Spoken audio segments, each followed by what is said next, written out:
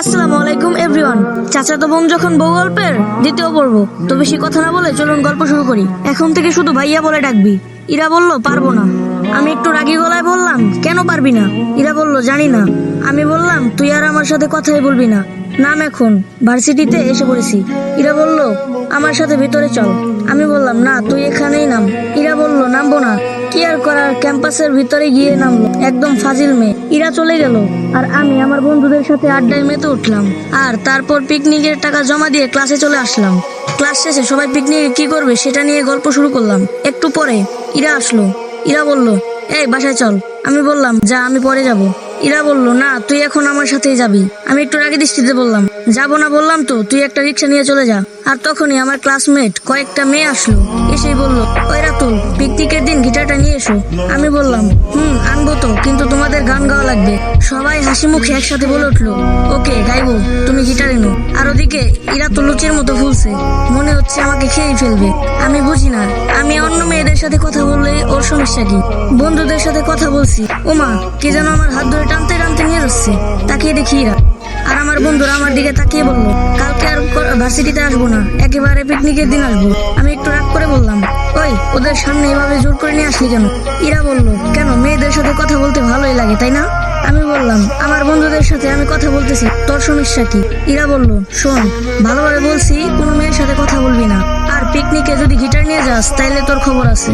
আমি বললাম 100 বার বলবো, আর গিটার তো নিয়ে যাবই।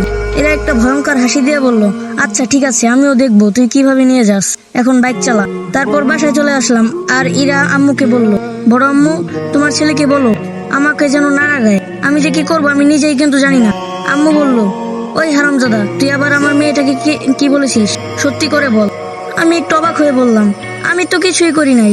আমি আমার বন্ধুদের সাথে আড্ডা দেই, কথা বলি, আর ও না করে আমি যেন কথা না বলি। এটা কেমন কথা বলো তো? ইরা বলল না বড় আম্মু, আমি শুধু মেয়েদের সাথে কথা বলতে না করেছি। আমি বললাম আচ্ছা ঠিক আছে যা, বলবো না। তুই আমার সাথে কথা বলবি না। ইরা বলল কেন? আমি বলবো না কেন? আমি বললাম কারণ তুইও একটা মেয়ে, তোর সাথেও কথা বলা যাবে না। ইরা বলল ওই কুত্তা, আমার সাথে কথা বলবি না মানে? আমি কি তোর সাথে কথা বলতে না করছি? আমি বললাম যা, আমি পারবো না। আম্মু ওকে নাম ধরে ডাকতে মানা করো, আর ভাইয়া বলে ডাকতে বলো। ইরা বলল আমিও পারবো না। তুই যদি মেয়েদের সাথে কথা না বলিস তাহলে আমি তোকে নাম ধরে ডাকবো না। আম্মু বলল ওই তোরা ঝগড়া থামা, সারাক্ষণ শুধু ঝগড়াই। যা ফ্রেশ হয়ে আয়, আমি খাবার দিচ্ছি। আর ইরা তুইও আয়, আমাদের বাসায় খাবি। পেতনিটাও চলে গেল আর আমিও আমার রুমে চলে আসলাম। ফ্রেশ হয়ে খেতে গেলাম। সবাই একসাথে খাওয়া দাওয়া শেষ করে রুমে এসে কিছুক্ষণ ফেসবুকিং করে একটা ঘুম দিলাম। খাবার সময়ও ঝগড়া হয়েছে ইরার সাথে। একইভাবে 2 দিন চলে গেল। এর মধ্যে অনেক ঝগড়া মারামারিও হয়েছে। আজকে পিকনিকে যাব, তাই রেডি হয়ে গিটারটা নিয়ে নিচে চলে গেলাম। গিয়ে দেখি ইরা আগেই রেডি হয়ে বসে আছে, আর আমার হাতে গিটারটা দেখে রেগে আগুন হয়ে গেল। ইরা বলল তোরে কি বলছি? আমি বললাম কি বলছিস? ইরা বলল তোরে গিটার নিয়ে যেতে মানা করছি না?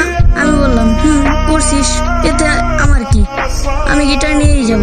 ইরা রাগে ফুলছে আর বলছে বড় আম্মু, তুমি কিছু না বললে কিন্তু আমি ওকে মেরেই ফেলবো। ওকে গিটার নিতে মানা করো, না হলে কিন্তু আমি যাব না। আব্বু নিচে নামতে নামতে বলল ওই রাতুল, গিটারটা আমার কাছে দে তো। আমি ভ্রু কুচকে বললাম কেন আব্বু? আব্বু একটু রাগে সরে বলল দিতে বলছি দে। আমি মন খারাপ করে আব্বুর হাতে গিটারটা দিলাম। আব্বু বলল এখন যা, আর ওকে দেখে রাখবি, ওর যেন কিছু না হয়। ঠিক আছে দেখে রাখবো, কিন্তু আব্বু গিটারটা দাও না। ইরা আমার দিকে তাকিয়ে বলল না বড় আব্বু দেবে না। ওই চল এখন তাড়াতাড়ি, দেরি হয়ে যাচ্ছে। এই বলে টানতে টানতে নিয়ে আসলো রাস্তায় রিক্সা নিতে, কারণ আজকে বাইক নেওয়া যাবে না। তারপর একটা রিক্সা নিয়ে ভার্সিটিতে যাচ্ছিলাম, কিন্তু ওই পেতনিটার সাথে একটাও কথা বলিনি। একটু পরে এরা আমার হাত ধরে বলতে লাগলো। আমি আগে ফসফস করতে বললাম ওই চুপ, একটাও কথা বলবি না। আর এখন খুশি তো তুই আমি গিটার বাজাতে পারবো না? এটাই তো তুই চেয়েছিলি। ইরা বলল হ্যাঁ আমি খুশি, অনেক খুশি। এখন ভালোভাবে বস, না হলে পড়ে যাবি। আমি বললাম পড়ে গেলে তোর কি, পড়ে গেলে আমি যাব। তুই আমার সাথে এত এরকম করিস কেন? আমি একটা মেয়ের সাথে কথা বলতেই পারি, তাই তোর কি? তুই ছেলেদের সাথে কথা বল, দেখ তো আমি কিছু বলি তোকে? তুই শুধু আমার সাথে এরকম করিস কেন? ইরা বলল হ্যাঁ তুই মেয়েদের সাথে কথা বললে আমার অনেক কিছু, আমি কেন অন্য ছেলেদের সাথে কথা বলতে যাব? আমি বললাম তুই না বললি অন্য মেয়েদের সাথে কথা বলবো? ইরা বলল তুই বলে দেখ আমি তোর কি করি। কথা বলতে বলতে ভার্সিটিতে চলে আসলাম।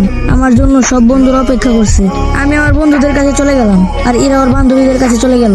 আমার কাছে গিটার না দেখতে পেয়ে সবাই বলল আমি গিটার কেন নিয়ে আসিনি। আমি বললাম আব্বু আনতে দিল না। পরে আমার সাথেকার একজন বন্ধু বলল, আচ্ছা বাস ছাড়তে আরো কিছুক্ষণ লাগবে, তাহলে আমি গিয়ে গিটারটা নিয়ে আসি। পাশেই আমার এক বন্ধু আছে, ওর কাছে থেকে 2টা নিয়ে আসি। আমরা সবাই বললাম আচ্ছা ঠিক আছে নিয়ে আয়। কিছুক্ষণ পর ও গিটার নিয়ে আসলো, আর আমি একটা গিটার হাতে নিয়ে ইরার কাছে গেলাম আর ওকে দেখিয়ে হাসতে লাগলাম। আর ও আমার দিকে রাগি লুক নিয়ে তাকিয়ে রয়েছে। তারপর আমি ওইখান থেকে চলে আসলাম, কারণ আমি জানি ওইখানে কিছুক্ষণ থাকলে আমাকে মার শুরু করবে, তাই আর কি ওখান থেকে চলে আসলাম। আপনারা হয়তো মনে করছেন গল্পটি অনেক ফালতু, কিন্তু আসলে সেরকম কিছু না। আমি গল্পের মাঝখানে এক্সপ্রেশনগুলো সঠিকভাবে দিতে পারি না, তার জন্য গল্পটা আপনাদের কাছে ভালো লাগে না। আর বিশেষ করে এই কন্টেন্টটা আমি একদম নতুন, তার জন্য আর কি আপনাদের কাছে গল্পটা একদম অসুন্দর লাগে। তো দয়া করে কেউ হিট দিবেন না, আর নেক্সট পার্টের জন্য ওয়েট করেন।